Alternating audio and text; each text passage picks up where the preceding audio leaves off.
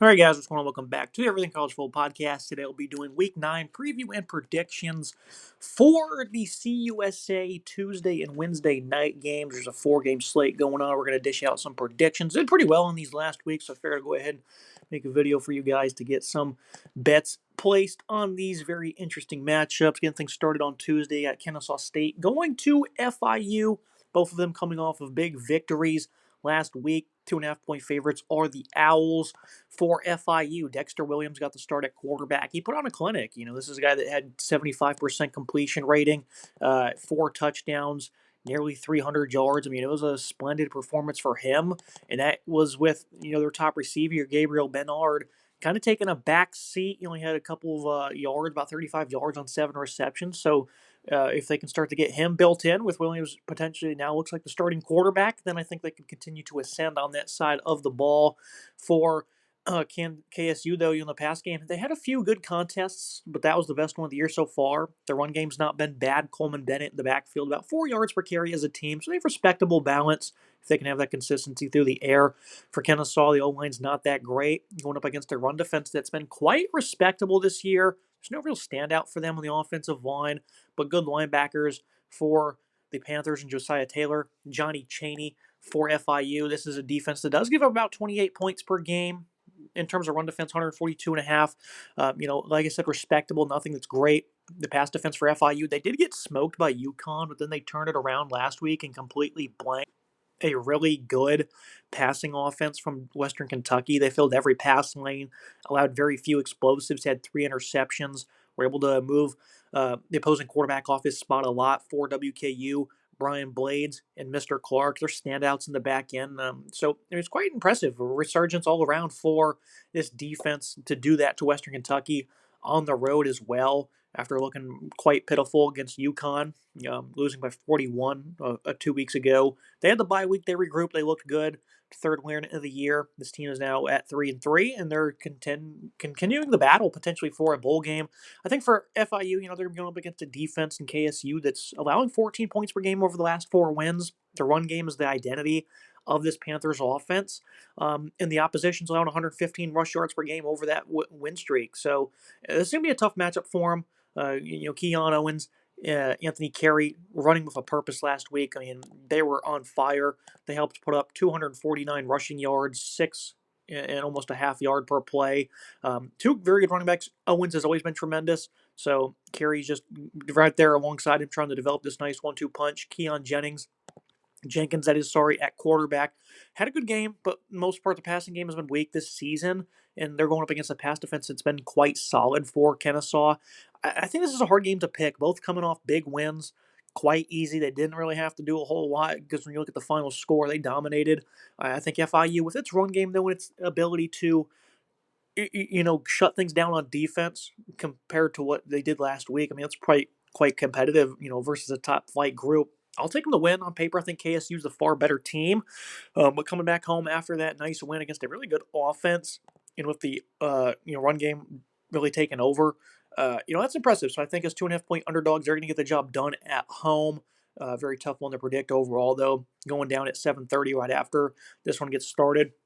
The two teams that lost to the guys we just talked about, Western Kentucky and LA Tech, these are the teams that ended up losing to Kennesaw and FIU respectively in embarrassing fashion. So both of them are looking to bounce back here in Ruston. Western Kentucky held only 6 points. LA Tech had only 7. So, it's a disaster for both of them coming into this contest.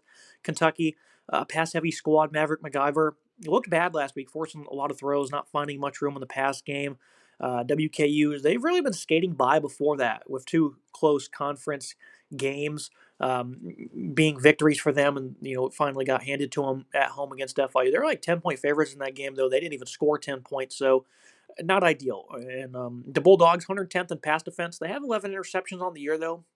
They've been giving up plenty of explosive plays through the air, but they've been resilient with those plays that can be made in the back end. The run defense is really good on the other hand. Western Kentucky, they're not going to look to do too much on the ground anyways. They've not had a single game of 170 rush yards. So, I mean, occasionally they'll be able to install that balance, but they're just looking to get things going once again through the air. It's a deep group of receivers for Western Kentucky, led by Katie Hutchinson, Matthew Henry as well. I mean, it's a talented group, and to see them look that bad last week was definitely shocking. And then LA Tech, um, Blake Baker, he left the Kennesaw State game with an injury. He's been their best quarterback. WKU is awful versus the run, and this team isn't great at running the ball, but they had 353 yards earlier in the year versus New Mexico State on the ground. It's a pretty solid run defense that the Aggies have. Running backs Clay Thievenden and Amari Wiggins help contribute for 146 rush yards per game. Not many playmakers in the pass game. And then Baker, he did run for 105 in the New Mexico State game. So I'm not really sure what the injury status is on him if he plays. Then I think he can get his legs involved and they'll do damage against this defense. If he doesn't, I'm not sure. I'm a little bit more iffy on it.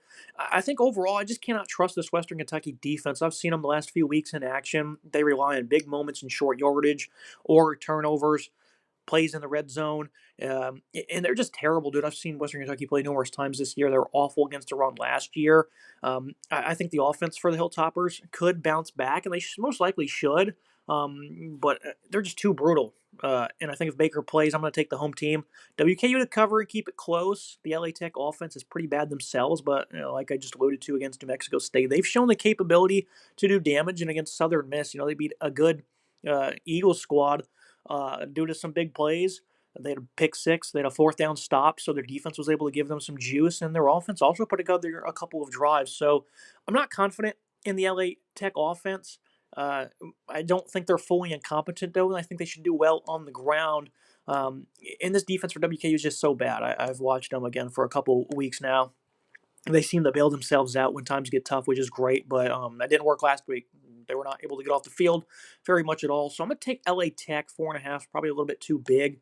I think the WK offense is great, but they've also been lacking a lot of consistency throughout the year. So that's a big problem for them. That's going to be the picks for the Tuesday games. Moving to Wednesday, you have Middle Tennessee versus Delaware. I think this is a very interesting one. The Blue Raiders offense, they only post about 17 points per game, but they've been getting some yards, 350 plus in 4 straight games.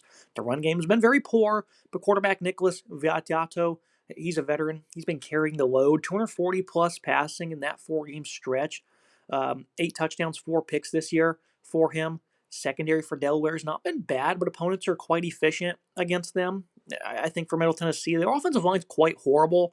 And Delaware has a solid pass rush, respectable defense, despite getting hammered last week against Jacksonville State, where I had Jack State money line at plus 120 in that one. They're able to get the job done quite well for Delaware. Nick Mininucci is a solid quarterback. Bit of a gamer back there. He's got some spice to his game. He's a good dual threat guy, has some size, 7 rushing touchdowns on the year. It's a pretty solid player, making his debut at the FBS level, and he's played pretty well for the most part. For Delaware, though, this run game has really lacked efficiency. I think they have some really good play calling, though, from this group. But obviously, they're still trying to get acclimated to this conference, and they have certainly don't have that much talent either. I think for MTSU, DeMonte Smith leads what is a pretty good run defense for the Blue Raiders. Some good defensive ends and outside linebackers as well. Anthony Bynum, Reggie Johnson, Brandon Buckner. I think Middle Tennessee can keep this one close. This is a really good third down defense for the Raiders. Derek Mason at head coach is really paying off with some big dividends on that side of the ball. I'm just not seeing 11 points worth of a difference here. And I know Delaware has impressed at times, but at other times I have not. I think they've been a little bit overvalued maybe by the books because last week they were favorites and I thought they would get outclassed, and they did. They were not very good in that one. They were able to put up 422 passing yards, though, and that's nice. They're playing from behind and they're putting up some yards and then started to find some points. Against WKU, they had a lot of success, but like I alluded to earlier, some big moments from the Hilltopper defense forced them to pretty much lose that game. They also missed a field goal there at the end that could have sent it to overtime. And they did outscore UConn early on in the year, so this offense does have capabilities, but I think Middle Tennessee can really close that gap. And Viato at quarterback, I think, is a good player. I've seen him for a couple of years now as a veteran. Again, I'm not seeing that many points worth of a difference here. 10.5 in favor of Delaware. I'm going to pick Middle Tennessee to cover that line. Moving to the final one here on Wednesday, Missouri State and New Mexico State. The Bears, they sit at 2-3. Both wins were by a combined 3 points. Shamari Lawrence, he's a pretty good running back, but they have had little breathing room on the ground this year. 103 rushing yards per game. Deuce Bailey got the start at quarterback last week. Wasn't bad, but Jacob Clark, the veteran starter, should be back from injury. Dash Luke, he's been his best target as the leading receiver. He only had 2 grabs last week for 25 yards with Clark out. So him coming back should allow him to, find some more consistency through the air. New Mexico State, they blew it last week. I don't know if you guys watched that game. 2 muffed punts. They allowed a kick return touchdown as well. I mean, they gave up 21 points on nonsense against Liberty. They covered a double-digit spread last week. I had them. I got them at like 11.5 or something like that. They should have won the game outright, quite frankly. New Mexico State, their biggest struggles have really come first versus the pass when it comes to their defense. They had a poor run defense game versus LA Tech that we mentioned earlier. But it's not the worst defense in the world. Ezra Christensen's a baller at defensive end as well. I thought they played quite good against Liberty last week. They were able to generate a bunch of tackles for loss, a couple of sacks as well, limit the run game as the contest went on. I thought they played really well. I know they gave up a big drive there at the end, but this is a defense that really came around last week, and I was impressed with it. And going up against a Missouri State team who, their offense for New Mexico State, that is, their offense found some great balance last week. Its run game has probably been the worst I've ever seen. 66 rushing yards per game on the season. That's not a made-up number. That's legit. Last week, though, they were able to find almost 150. Logan Fife through the air. It's been good, though. 250 yards per game. A few different wide receivers to dish it out to. I think for the Bears, their defense has not been that great since entering conference play, and I think this is a comparable opponent. I think New Mexico State is going to win this one quite well.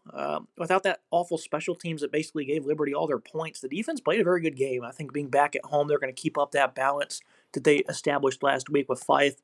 And then the run game, Kadarius Callaway leading the way. Yeah, 146 yards rushing last week. First time all year they've really even sniffed 100. And then a couple of those receivers, Donovan Fapil, Gavin Harris at tight end leading the charge. So I think they're undervalued here at home. I don't think the team's that bad.